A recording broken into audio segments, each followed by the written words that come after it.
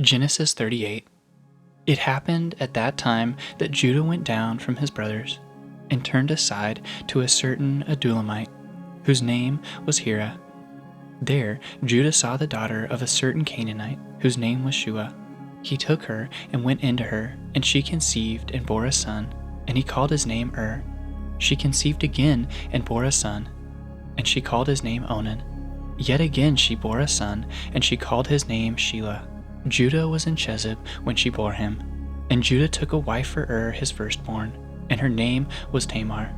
But Judah's firstborn, was wicked in the sight of the Lord, and the Lord put him to death. Then Judah said to Onan, "Go into your brother's wife, and perform the duty of a brother-in-law to her, and raise up offspring for your brother." But Onan knew that the offspring would not be his, so whenever he went into his brother's wife, he would waste the semen on the ground, so as not to give offspring to his brother. And what he did was wicked in the sight of the Lord, and he put him to death also. Then Judah said to Tamar, his daughter-in-law, "Remain a widow in your father's house, till Shelah my son grows up," for he feared that he would die like his brothers. So Tamar went and remained in her father's house. In the course of time, the wife of Judah, Shua's daughter, died.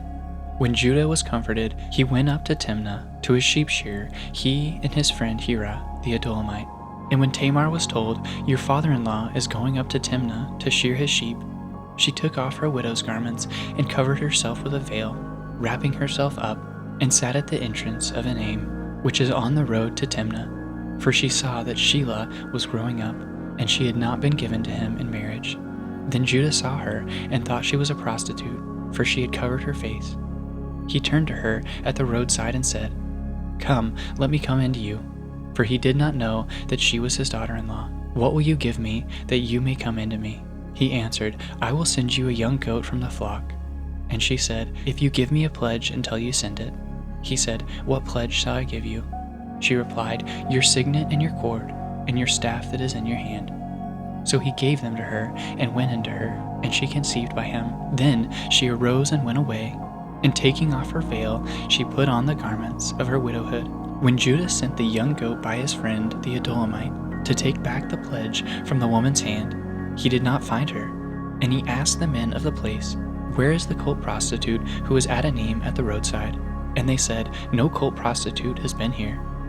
So he returned to Judah and said, "I have not found her."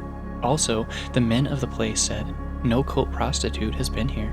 And Judah replied, "Let her keep the things as her own, or we shall be laughed at. You see, I sent this young goat, and you did not find her." About 3 months later, Judah was told, "Tamar, your daughter-in-law, has been immoral. Moreover, she is pregnant by immorality." And Judah said, "Bring her out, and let her be burned." As she was being brought out, she sent word to her father-in-law, "By the man to whom these belong, I am pregnant." And she said, "Please identify whose these are, the signet and the cord and the staff." Then Judah identified them and said, "She is more righteous than I, since I did not give her to my son Shelah." And he did not know her again. When the time of her labor came, there were twins in her womb.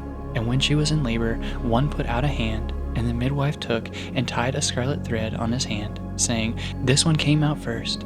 But as he drew back his hand, behold, his brother came out. And she said, "What a breach you have made for yourself." Therefore his name was called Perez.